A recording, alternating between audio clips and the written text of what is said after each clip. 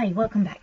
Today's session is going to be about reading and the link between reading and vocabulary, the relationship between the two, if you like. Reading is interactive. The reader and the writer depend on each other, and the interaction itself is actually complicated by the fact that the reader's absent at the time of reading, so is not getting feedback on which parts of his or her text might cause understanding. I just see that there's some strange things in the video. What you probably see is steam, and that's down to the fact that I always have a cup of tea next to me. So the signpost questions today are: what strategies can I teach my pupils in order to help them with reading? Okay, that's the main thing I want you to be thinking about, is how is it that you can actually help your pupils with their readings? And what we're going to be looking at are reading skills and vocabulary, what's involved in reading, if you like, intensive and extensive reading, the two different types of reading, and reading strategies. It's always a good idea to stop and think about how reading is dealt with at your own particular school. What sort of things do the children have to do? Are they taught strategies? Are they taught to read out loud, pronunciation exercises, etc., etc.? And also to think about how you yourself learned to read in Dutch and English, L1 and L2, your first language and second language, therefore. You may actually not remember when it is that you learnt to read in your mother tongue. Many of you may remember things such as man, roos and vis. I think they're often taught in primary schools. English, learning to read in English should actually have been a bit easier, even though it's not a transparent language to read, simply because you'd already learnt to read in Dutch, so you knew about connecting signs to meaning and that sort of thing. But in order to read, you have to be able to pronounce the words in your head. And have you any idea how you actually learnt that? How did you know where to put the stress and intonation whilst reading? Although we learn not to read out loud at some point, reading happens in your head, but it's almost like you are hearing your voice in your head. But the reason that the way you learned is probably because it had already gone through your ears, so you were aware, more or less with certain words, how to pronounce them. What we know about reading is that there are 5 main sources of influence on the way you read, and they are family, community, school, socio-cultural environment, and of course individual differences. So a family is logical, community is the community in which you grow up, for example the Muslim community, let's name one. School, socio-cultural environment, are you low socioeconomic status, high socioeconomic status, and of course individual differences such as interests, but also ability and so on. Reading itself, however, is still not fully understood. We know that there's a triangle. There's the reader, the text, and the interaction between the reader and text. And we know that the reader brings his own prior knowledge into play. The reader actually adds more information than is already on the paper. So I want to have a look at the types of reading that there are, and the types of reading that are no doubt available at your schools or covered at your schools. Oops, here we go. You have, for example, extensive reading and intensive reading. Extensive reading is mainly quantity. Lots, read a whole book, have fun, etc. Intensive reading is more the let's look at a text and pick it apart and look at the various words, etc. In an ideal class, you'll have a mix of both. There'll be extensive reading and intensive reading. So in the extensive, the children will have choice of materials. They'll often choose themselves, and the reading is seen as a way of achieving a goal. For example, knowledge about something, understanding the outline. It's not in great depth. They may often read different texts on the same topic, for example, in order to get more background knowledge. Extensive reading is seen as more authentic, if you like. It doesn't involve exercises afterwards and filling in the gap, etc. Intensive reading is what is done in many second language classes, so English classes at secondary school. The text itself seems to be the aim. Reading is done carefully, it's thoroughly, it's aimed at maximum understanding, and the texts are often specifically aimed at second language learners, whereby it's the teacher or the course book, if you like, that actually chooses the text. So what we know about the relationship between reading and vocabulary, it's important that pupils can also choose their own material through trial and error sometimes. What we know is that if you want reading to succeed, to be successful, we're talking in terms of extensive reading here, then on average 98% of the words should be known to the pupil in order for them to understand it. Now, it's relatively easy to test the receptive vocabulary to advise pupils on which books to read. Simply, you give them, for example, a random couple of pages from a text and ask the pupils to underline, for example, the words they don't know. Based on that, you can make a rough approximation of how many words they do know. Obviously, it's rough work. Extensive reading has actually proven an important factor in successfully learning the foreign language. So it's not just about intensive reading. Extensive reading is also very important. But you need to know that learning vocabulary through extensive reading is actually very fragile. If a word isn't offered again soon, then it won't be learnt. So there should be no big pauses between reading. So if the teacher wants to deal with a book in class, then there shouldn't be a week between reading it once, reading one chapter, and reading the next chapter where the same words will be repeated. It needs to be a constant process. What we also know is graded readers, specifically made for language learners, are actually best if they have a glossary, i.e. the words, the vocabulary are written in the margin, preferably not in translation, so it has the English word with an English explanation, but even if there's a translation, it doesn't matter, as long as it's close so the pupil doesn't have to look to the back of the book but can quite simply glance their eyes across to the left, see the meaning and keep reading. It's the less disturbing form of reading for them.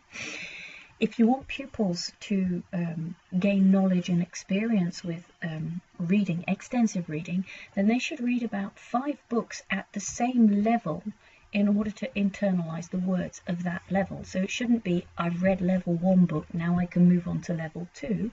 No, read about 5 books at level 1 before moving on to level 2. However, that said, readers with lots of knowledge of a certain topic, so imagine you're a specialist in, I don't know, tractors, you can manage larger amounts of unfamiliar words because you have a specific background.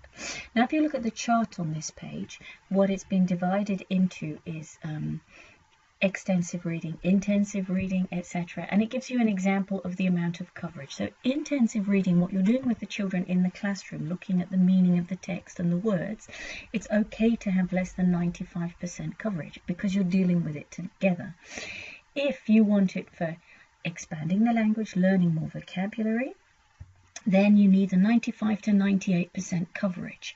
If it's just for gaining fluency and improving reading skills, they really need a 99 to 100% coverage of every single word in the text.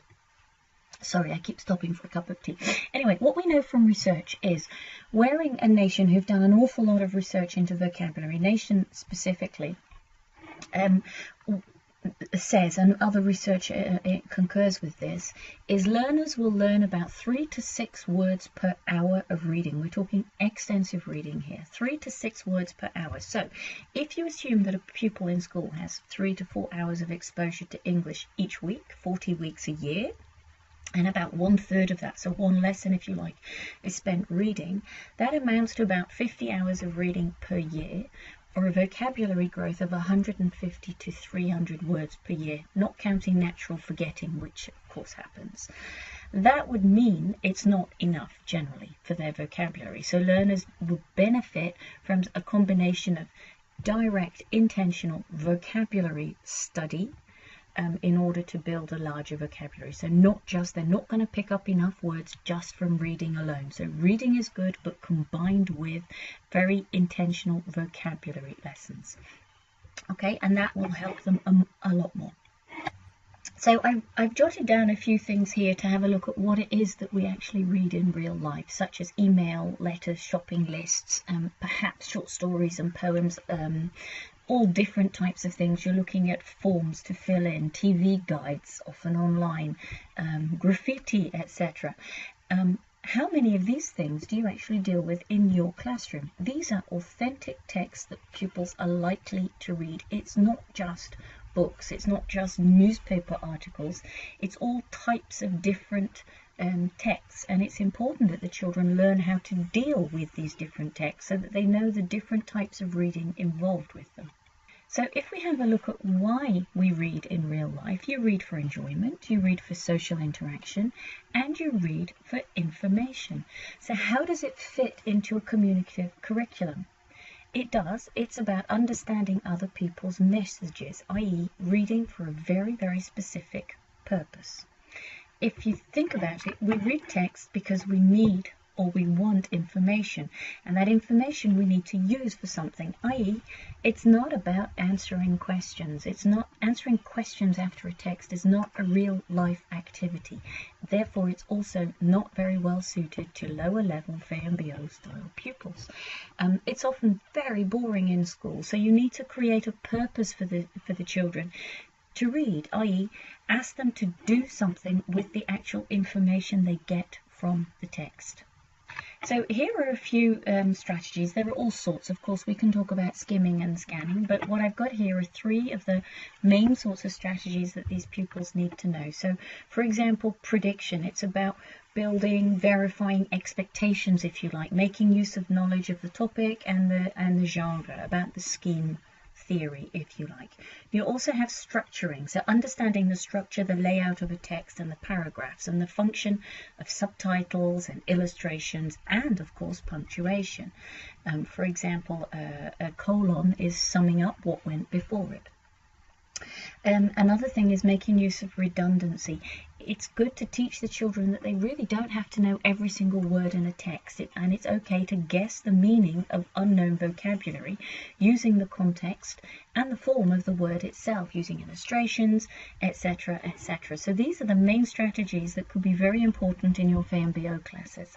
So if we pull it down to each individual strategy, thinking about prediction, you'll see here what I said earlier about we all bring a certain knowledge with us when reading a text. Our own culture plays a large role. So if you think about it, number 1, Micah awoke feeling worried. Short had forgotten to put a carrot in his boot. Would there be any presents? Now, a native English speaker would not understand what the heck was going on here, but this text would be understood with no problem by a native Dutch speaker. The one at the bottom, number 2, they had everything ready: fireworks, treacle toffee, and a huge bonfire. But what about a guy? Where were they going to find one at such short notice?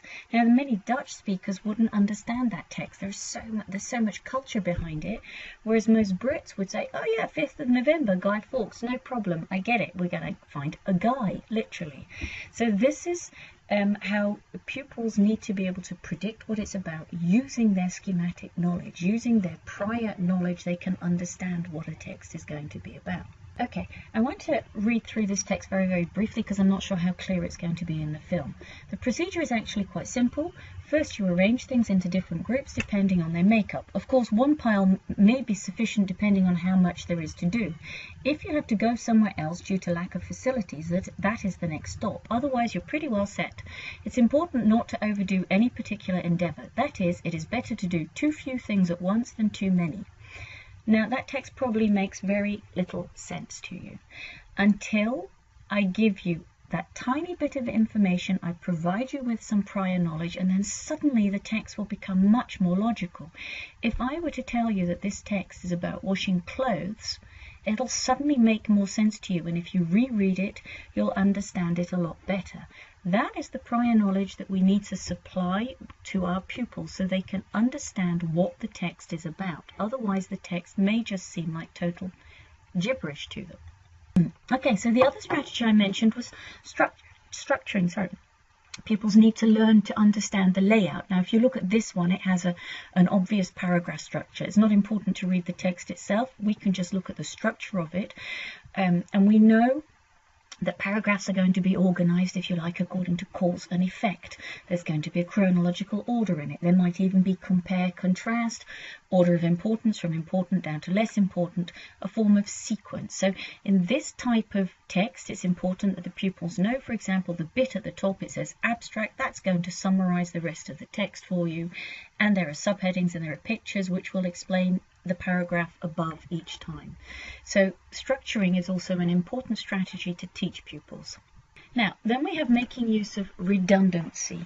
We look at this text and we have a bit of a lack of vocabulary. There's not much context to be able to guess. Basically, without the context, we're not able to guess the unknown words. How you solve the zasp bit. It's tebbed with the relangs, fly, ear, milk, wow, the last, etc., etc. If we had a subtitle or a context around it, there's not much context there. If we had pictures and things, that would help us to be able to guess many of these words. But for the moment, it's total blank.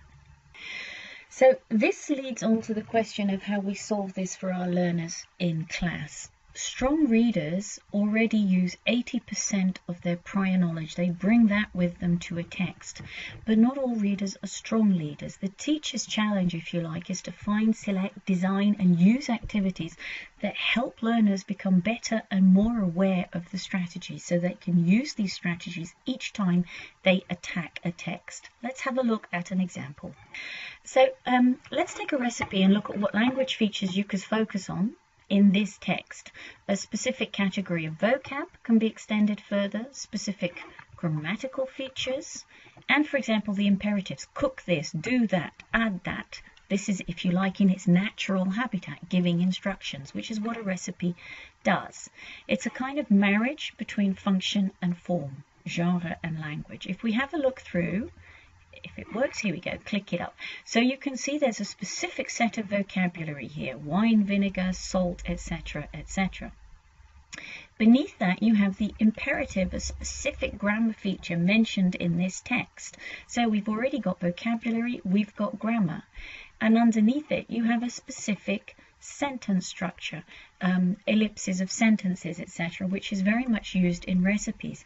It's important that we teach our children also this type of text. This is perhaps the type of text they may encounter in their day-to-day lives. It's not just news articles. So this type of thing is important for them to understand, especially in the more practical VMBO basis and CADA. This is the type of text that would seem more authentic, if you like, for these pupils.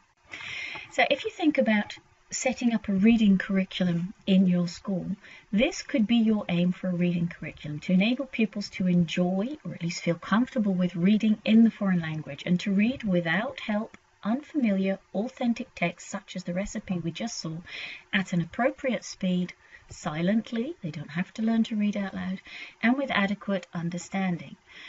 It's still very general, of course, but there are some fairly specific implications for teaching. It means, if you look at to enable, the teacher can only try to promote an ability in the student. You can't actually pass on the ability, you can promote it. It says to enjoy. Learning to read is hard work. The best teaching shouldn't neglect the delight and interest that they can get from reading. So although it's hard work, they should also be encouraged to have fun. So to read the type of text that they might actually enjoy reading. It says to read without help. Outside class, pupils rarely have help when reading a text. So your responsibility as a teacher is to make your support unnecessary. Encourage them to be able to cope without you as much as possible. It also says unfamiliar authentic text, unfamiliar text. So part of work done in class is done by the teacher and the peers. The pupils have to be equipped to tackle texts they've never seen before. So it's perhaps more useful to read two texts once rather than one text twice. So if you need to test reading ability as opposed to memory, then you should use an unfamiliar text for the pupils. It also says authentic, so at least some practice should be with target text, i.e. the type of text pupils will be reading outside of school, and at an appropriate speed. Now, pupils need to learn different rates for different materials and different purposes, so they need to learn to take risks, to scan for particular information and to skim for the gist when detailed reading is not important. The word silently. In real life, we seldom read aloud. I've obviously just read a couple of things straight off the screen for you here, but we seldom read aloud. That only really happens in the classroom. And it talks about an adequate understanding, not a total understanding. We need to understand enough to suit our purpose. That doesn't mean that the pupils have to understand every single word and meaning and intention on the page. Okay, so we have to also accept that pupils will sometimes fail, that it doesn't always work. You may have chosen a text that doesn't suit everybody, for example. What happens is they will often start with some negative expectations, not very sure of what's going to go, what's going to happen. They've had bad experiences in the past with reading. It could be that the tasks are unsuitable. They're very difficult for these pupils, and they're really boring for the pupils. You've perhaps not scaffolded the text, but have tested it rather than scaffolded things and given them enough information. Perhaps you're giving them too much too soon, and you're giving them the wrong texts. In fact, the best thing you can do is to give pupils a text under their current level to encourage extensive reading. So give them something that's slightly below their level so that they can actually manage to read it and have a positive experience. It's a good idea if you encourage pupils to have a try. Okay, you praise them, you prompt them, you're helping them for scaffolding to complete tasks with cues. You give them slightly easier questions, maybe yes/no questions. You need to explain to them why it is you're looking for a certain answer, where they went wrong when they answered it. In an ideal world, you will model it, you'll read it out loud, and you'll say, look, okay, I see a picture, I see a headline here, what could the headline mean? You show yourself predicting things out loud to the pupils, and you make sure that you give them many explanations of how you, as a competent reader, also do this, and how you, as a competent vocabulary learner, have managed to figure out the meaning of certain words. I've got a picture here of what happens with a weak reader, and it doesn't actually matter where you enter the circle, because any of the factors will produce any of the others. If they read slowly, they probably won't enjoy reading, therefore they won't read much, therefore they won't understand the reading, etc., etc., etc. Slow readers seldom develop much interest in what they read, let alone pleasure. Since they don't enjoy it, they read as little as possible. Because they've then been deprived of practice, they continue to find it hard to understand what it is that they're reading, and therefore their reading rate will not increase and they will remain slow readers. Somehow we have to get them out of this cycle of frustration and enter instead the cycle of growth, which you'll see in the next figure, if it works. There we go. So the virtuous circle, if you like, this is a good reader. Speed, enjoyment, comprehension are closely linked with one another, and the amount of practice a reader gets. So any of these key factors can provide the key to get us out of the vicious circle and into the virtuous one. The most readily available, the easiest one you can pick up on for these pupils is enjoyment, closely followed by quantity. Basically, we learn to read by reading. So your pupils need to read more, but they need to read at an appropriate level. The next slide, oops, here we go, it works. The acronym SAVE might actually help you when planning your reading curriculum for your pupils. The last point, if you like, recaps on what we said about nations research. Easy, 98% at least should be known, so the text should always be easier than the pupil's current level, if possible, to encourage them to read more. I don't mean baby texts, I mean the vocabulary and the grammar should be easy, not the story itself. It doesn't have to be about Elmer the elephant or anything simple like that. So the text should be short if possible. It shouldn't be intimidating, so it doesn't have to be a thick book straight away. There should, if possible, be illustrations to help things, so cartoons can be perfect for this. It should be varied. You need to look at different types of stories, different types of texts, and different lengths of text if possible, and of course easy for the pupils. Whoops, clicking incorrectly again. It's important that you read aloud to the pupils, that you stop just at an interesting point so that they're speculating what happens next, what could happen next. Don't tell them what happens next. Let them speculate on it. Try and get their interest going. If possible, the pupils can actually, when they've read a book, make a poster with a smiley on it to encourage others. What have I found? What do I like? What don't I like about it? They can show new books they've read and talk about them briefly. Now, talking about them can be done in Dutch. There is no problem with doing it in Dutch because you're talking comprehension. You're not testing their speaking skills in English. You're letting them talk about a book that they've perhaps enjoyed reading. Think about using audiobooks. Audiobooks, pupils, you get many of these graded readers with an audio file that you can download onto your telephone or with a DVD or whatever. And for a pupil, they're getting the intonation. As I say, they're reading in their heads out loud. This way, they're getting the input. So they're getting the storyline with all the intonation and the pronunciation, and they don't stop and hesitate and go back and read the same paragraph 10 times because the audio just keeps going. Audio books are an ideal way for pupils, and it's very private. They can put their headphones on and they can sit and listen to a book when they want to. It's a great way of differentiating in the class. Somebody has finished with some work and they can go into the corner behind the computer and listen to an audio book or behind their telephone, whichever way you choose to do it. It's a good idea to encourage pupils to do something after they've read a poster, a drama piece if you like, write some blurb, the short blurb that you get on the back of a book for lower classes, etc. Just so that they can show what they thought of the books, and it may encourage other pupils to help read that book. I want to move on. I want to have a brief look at testing reading skills. Oops, it won't click. There we go. So, reading is intended above all to be enjoyable and to help the pupils with picking up some vocabulary. Any attempt to make it seem like schoolwork is likely to be a bit of a deterrent for these pupils. Of course, they understand they have to do some of these things in school. As soon as marks come into play, reading for pleasure becomes reading for credit. So you must think of that, take that into account. Testing extensive reading can even actually be damaging if it makes pupils read less freely or pleasurably. Just read the shortest book because I'm going to get tested on it and I'll have forgotten the story. It's very difficult to organize formal testing of extensive reading. Everybody reads different books. Progress is only measurable over an extended period of time, if you like.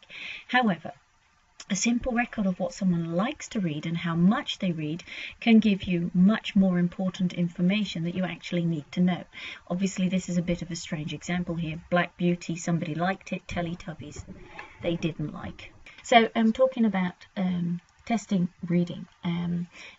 Testing comprehension is something that happens a great deal at school, and that's part of the central exam that the pupils have to do. So that is something that you continue doing, checking comprehension of a short text, checking comprehension of vocabulary, etc., etc. But testing extensive reading should be avoided as much as possible. So the takeaway today, if possible, is teach children at least the 3 strategies that I mentioned. And think about making sure that there is an access to extensive reading, that you model it for the pupils as well. Make sure that you talk about books and things that you like to read. They will only become motivated if you help them become motivated, and that you don't test extensive reading.